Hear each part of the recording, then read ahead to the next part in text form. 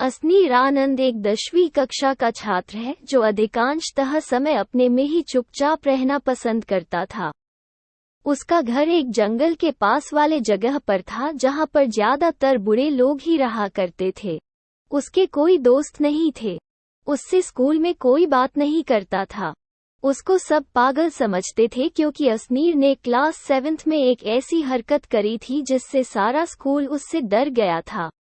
School में annual function को अभी 15 दिन बाकी है। क्लास में बात चल रही है कि नाटक में कौन राजकुमार का रोल करेगा।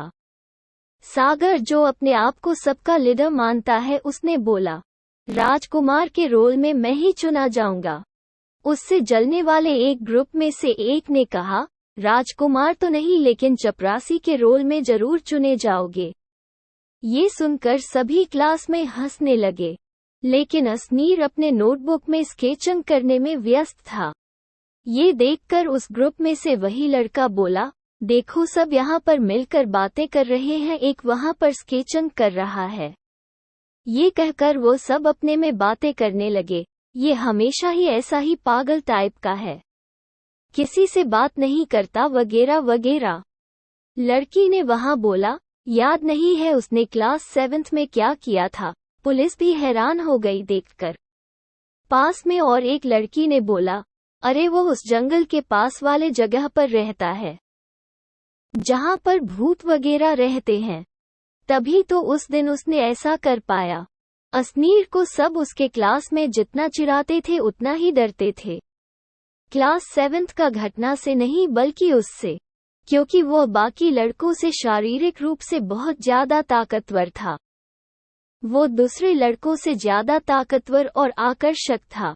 उससे सभी लड़कियां पसंद करती थी, लेकिन दूसरे लड़के उससे दूर रहने को बोलते थे कि वो पागल है, और क्लास 7th में उसने ऐसा किया था। कुछ समय बाद स्कूल छुट्टी हो गई। अस्नीर अपने घर गया। उसके घर में उसके माता पिता और उसकी बड़ी बहन थी। उनका परिवार बहुत खुशहाल था। अस्नीर सिर्फ अपने घर में ही खुश रहता था। अस्नीर अपने रूम में एक स्केच बना रहा था। वो एक पंछी का स्केच था जो एक दीवार के अंदर एक पोर्टल से जा रहा था। कुछ समय बाद उसे नींद आ गई तो वो सो गया। वो अब एक खुले घास के मैदान में है। यहाँ पर दो दो सूरज हैं। ये जगह आम पृथ्वी की तरह नहीं लग रही थी। यहाँ सिर्फ दूर तक घास के मैदान थे और कोई लोग भी नहीं थे। वो कुछ दूर तक चलता रहा। फिर उसने आसमान में देखा और अपने 2 बाजुओं को खोला। वो ऊपर हवा में उड़ने लगा। अस्नीर ने अपने बाजुओं को आगे किया, फिर वो आसमान में गरुड़ की तरह उड़ने लगा।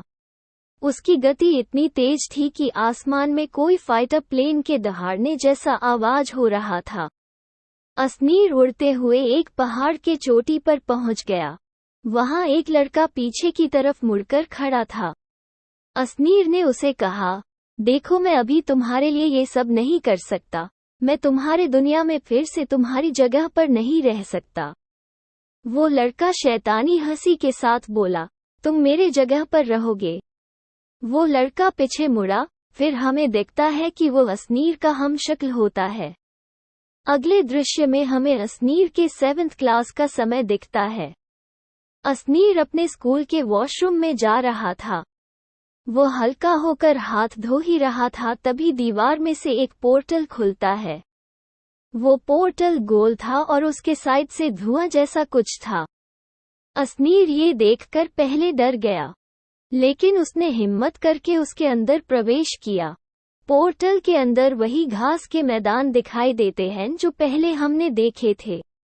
वो थोड़ा और अंदर जाता है, तभी वो पोर्टल बंद हो गया। फिर उस पर किसी ने एक बड़ा सा जाल फेंककर उसे वहां पर फंसा दिया। अस्नीर उस जाल के अंदर ऐसे फंस गया कि उससे निकल नहीं पाया। वो जाल जिसने फेंका था वो उसके सामने आकर खड़ा हो गया।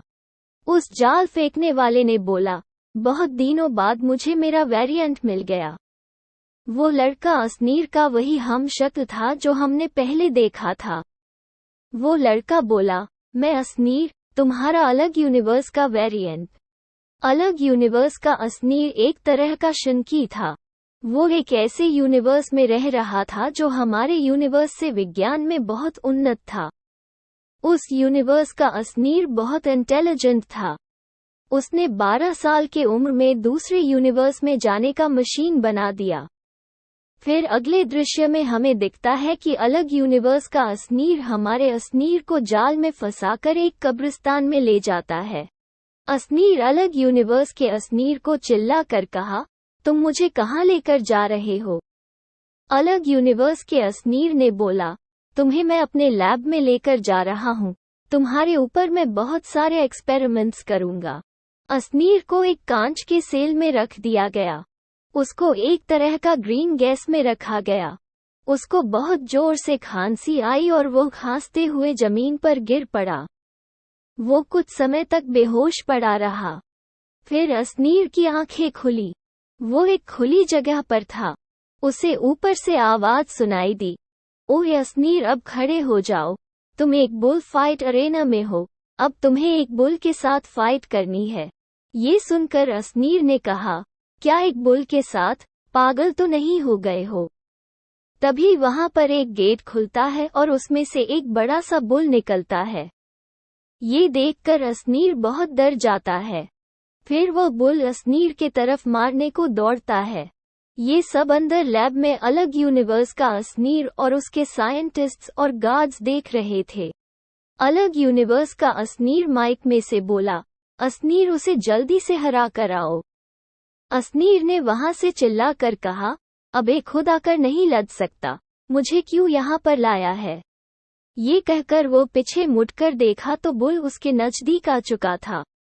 असनीर पलक झपकते ही ऊपर की ओर एक छलांग मारी और बुल असनीर के नीचे से भाग कर गया। वो छलांग बहुत ऊंची थी। ये देखकर लैब में सब खुशी से कूद पड़े।